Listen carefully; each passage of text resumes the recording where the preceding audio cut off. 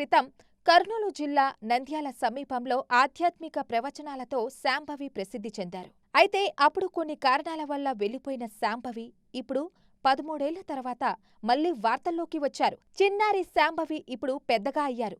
సంచలన కామెంట్స్ చేయడం ద్వారా మరోసారి నెట్టింట్లో వైరల్ గా మారారు. ప్రస్తుతం ఆమెకు సంబంధించిన ఫోటోలు, వీడియోలు సోషల్ మీడియాలో వైరల్ అవుతున్నాయి. బ్రహ్మం గారు త్వరలో వీరభోగ వసంతురాయులుగా జన్మిస్తారని శాంభవి చెప్తున్నారు. ఆమె 13 ఏళ్ల తర్వాత ఇప్పుడు బయటకు వచ్చారు. బ్రహ్మం గారి విగ్రహం గుడికి పెట్టాం. పొలం 2 ఎకరాల పొలం.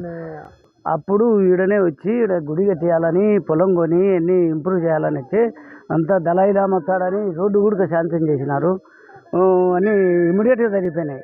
ఆ తర్వాత అందరూ కలిసి నేను ఈడ ఉండకూడదు, పక్కన కట్టుకొని ఉండాలని అంతా ప్రచారం చేసి పాప చదువుకాల అమ్మాయి సన్నతనంగా ఉంది, ఇప్పుడే భక్తిలోకి దిగితే ఎట్లా అని చెప్పి అందరూ తీసుకుపోయినారు. అప్పుడు 2009-2010 సంవత్సరాల సమయంలో చిన్నారి శాంభవి 5 ఏళ్ల వయసులో బాల సన్యాసిగా ఫేమస్ అయ్యారు. నంద్యాలలో కొంతకాలం నివసించిన ఆమె బ్రహ్మం గారి గురించి, భవిష్యత్తు గురించి మాట్లాడేవారు. శాంభవి చెప్పే మాటలు జనాలను ఎంతగానో ఆకర్షించాయి. తాను దలైలామా, పూర్వజన్మంలో బౌద్ధులమని, మంచి స్నేహితులమంటూ చెబుతూ సంచలనం సృష్టించారు. తెలుగు రాష్ట్రాల ప్రజలతో పాటు ఇతర రాష్ట్రాల నుండి కూడా పెద్ద సంఖ్యలో ప్రజలు తరలివచ్చి ఆమెకు పూజలు చేశారు. అంతేకాక టిబెటన్ ప్రజల స్వాతంత్ర్యం కోసం పోరాడడమే తన లక్ష్యమని శాంభవి పేర్కొనేవారు. బ్రహ్మంగారు కాలజ్ఞానంలో సూర్యనంది మహా మంచి పట్టణం అవుతుంది, సూర్యనందిలోనే నేను మళ్ళీ ఉద్భవిస్తాను, సూర్యనందిలోనే జన్మిస్తాను నేను చేయడం అనే ఒక దాని వల్ల వాళ్ళు వచ్చి ఇక్కడ సూర్యనందిలోనే ఇదే రూమ్లో ఇక్కడ మీకు తెలియజేసి చూసా, ఇందాక మీరు చూపించారు రూము, ఆ రూమ్లోనే అంటూ చేసుకునేవాళ్ళు. మేమందరం కూడా వచ్చేవాళ్ళము. అప్పుడు అసలు ప్రజలు తండోపతండాలు, అది ఎలా తెలిసిందో ప్రజలందరికీ కూడా విపరీతంగా తెలిసిపోయింది. ఆ తర్వాత పలు కారణాల వల్ల చిన్నారి శాంభవి నంద్యాల నుండి హిమాలయాలకు వెళ్లిపోయారు.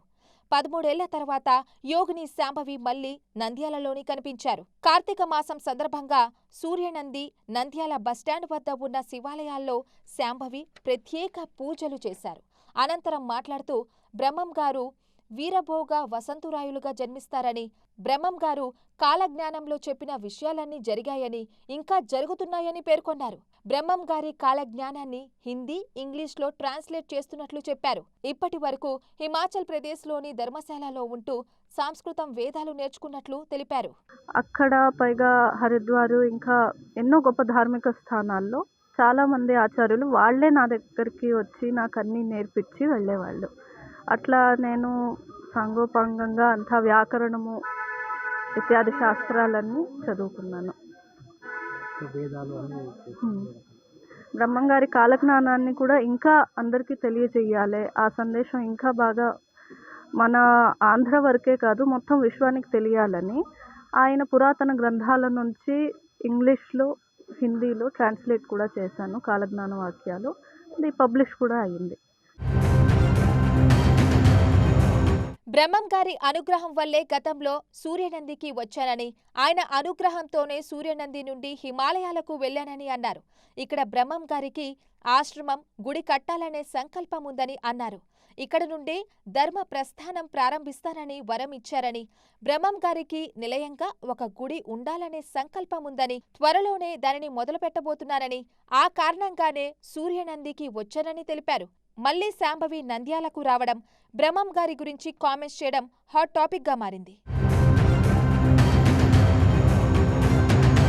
మరిన్ని వీడియోస్ కోసం ఛానల్ ని సబ్స్క్రైబ్ చేయండి. లేటెస్ట్ అప్డేట్స్ కోసం వాట్సాప్ ఛానల్ ని ఫాలో చేయండి. అండ్ లింక్ డిస్క్రిప్షన్ లో ఉంది.